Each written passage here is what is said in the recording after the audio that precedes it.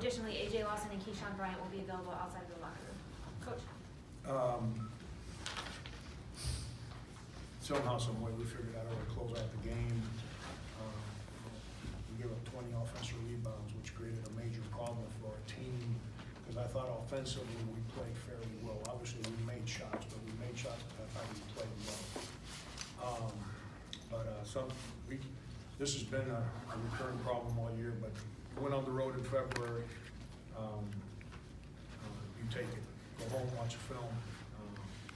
And try and correct the things that you can correct.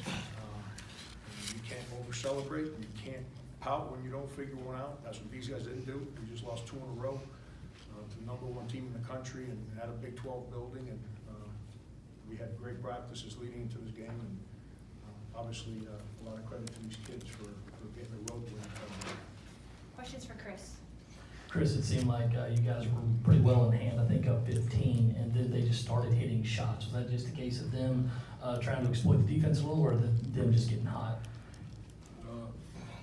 I think the defense, because when we fresh, we online and we do what we're supposed to do in discipline.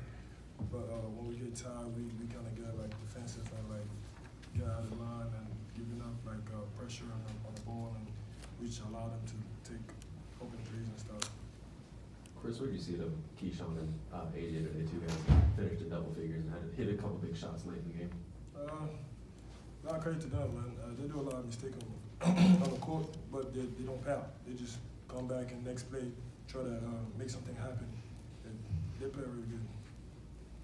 Chris, when I think the league got down to 5, when Frank put you back in, you kind of just sprinted that scores table. It felt like it was kind of time.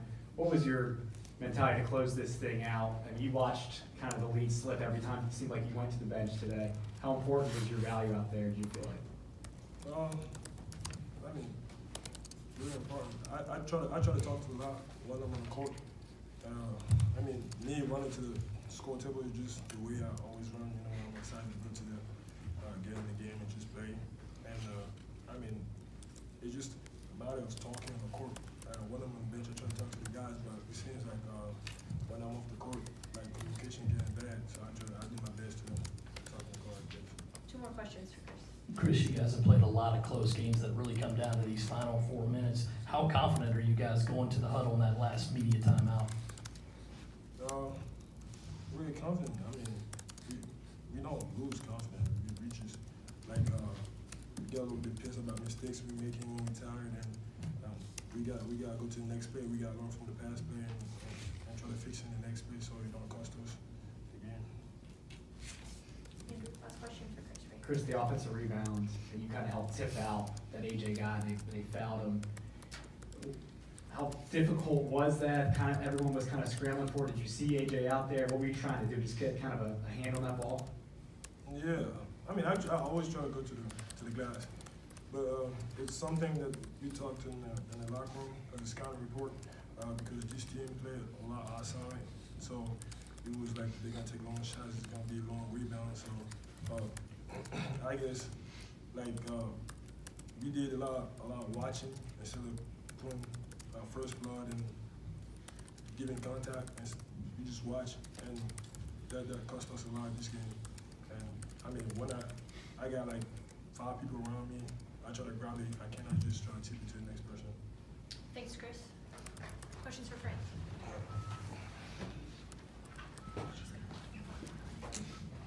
Frank, in your first couple of years here, I think you talked to the kids about just get to the final 4 minutes and find a way to win.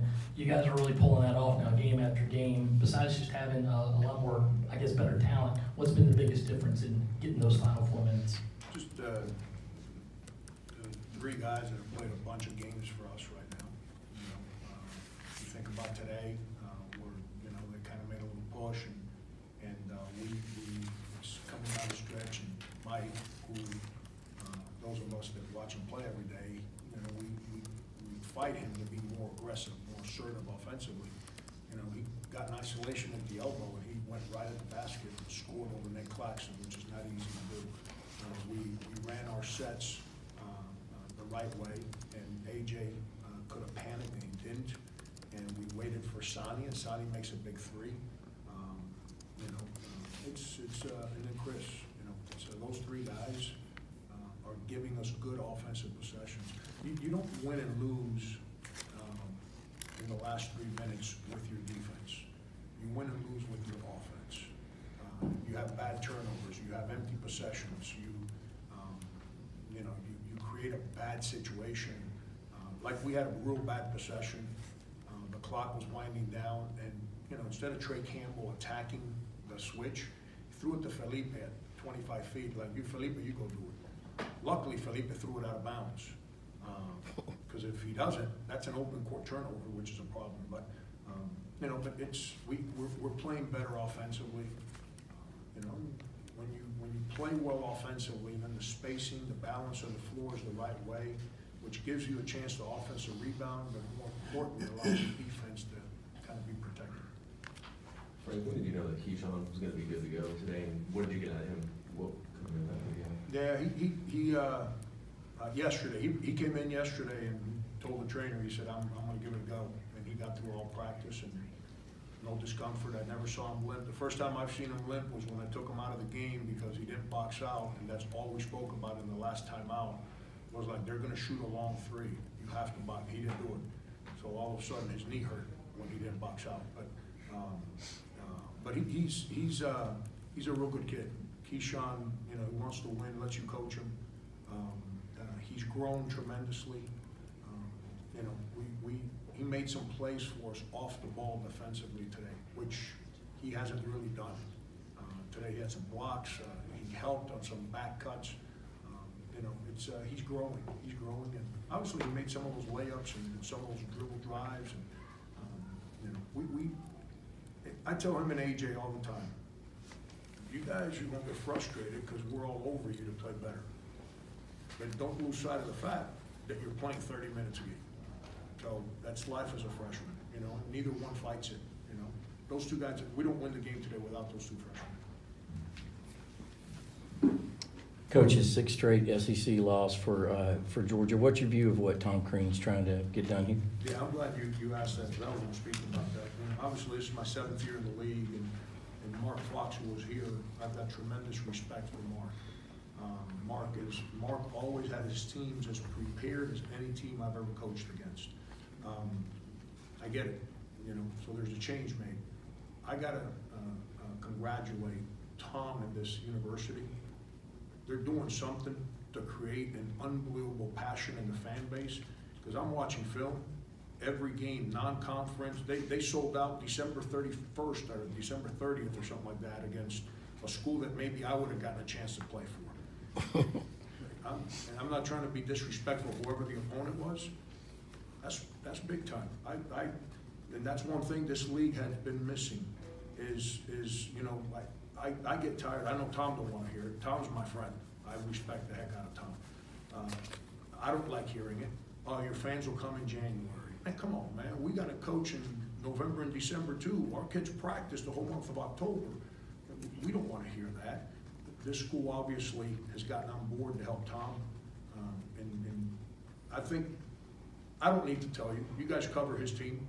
Those kids are playing their hearts out right now. They're playing different, so they're learning how to play differently than they used to play with Mark. But you guys keep this environment you got going on here and helping, and when I say you, obviously I'm not referring to the media, I'm referring to the University of Georgia. And helping Tom as he brings that enthusiasm he brings. This is going to be a hard building to come in here and play. It was hard today, and it's only going to get harder. We'll do 3 more questions. Felipe subs in for Mike when he got those 3 fouls, and then Felipe hits those 3 threes in that 2-minute span. And then from a larger perspective, it seemed like every time Georgia was cutting that lead, you guys would hit a 3. 11 threes on the road today. Can you just talk about how big that is? Felipe has not practiced or played well in 10 or 12 days. I told you guys that the other day. He actually did not practice, so he's the one guy on our team didn't practice well the last 2 days. I have no idea why. He might be tired. I don't know what it is. He's not. And like I just said on television, I'm probably not the right coach for somebody who doesn't practice the right way. I tend not to be very positive and chipper when guys don't come in excited about practice. But give him credit. and his teammates credit. You know, he stayed the course, and he didn't play well in the first half today. You know, we're going to speak about him on those threes he made. He can shoot the ball. I don't mean to be like, I don't know what the word is. Like my public school education just kicked in, but like I've seen him make 3, 4, 5 threes in a row. It's about time he does it in a game, because that's what he's capable of doing. So I'm happy he did that. I'm more excited about the fact that he defended Nick Claxton during that same stretch. Probably the best stretch of defense he's ever played in our uniform. You know, because Nick is a handful, and he did his job there. And I'm happy that the ball went in the basket during those 3 shots, but I know he can do that. His challenge is to be aggressive defensively, to be more assertive defensively. Like Kotsar's assertive defensively, we need him to be more aggressive offensively. Philippe is the opposite, and obviously he played real well in the second half to help us.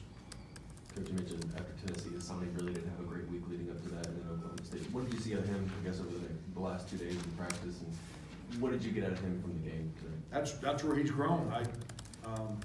You know, we had a one-sided conversation after Tennessee, and he listened, and he came out, and he had 2 practices where he helped his team.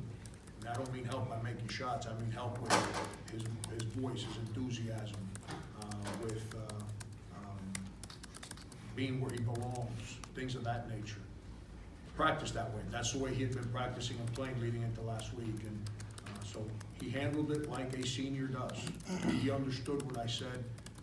Didn't pout, didn't mope, didn't dwell on the last day. Came back ready to help us the last 2 days, and he did today. Rick, you've spoken about Chris and needing him to get back to where he was 2 years in terms of being that junkyard dog kind of mentality, those little tips, stuff like that. Are you now seeing the complete package because he's doing those little things like he did today, also while scoring 19, 20 points a night? That's where I messed up early in the year, because I saw his growth offensively in the offseason. I saw his growth in our preseason practices offensively. But he was playing with a bunch of brand new guards that didn't understand how I wanted our team to play. And because we weren't playing the right way, I put too much pressure on Chris to do more. And that's where it wasn't fair to him.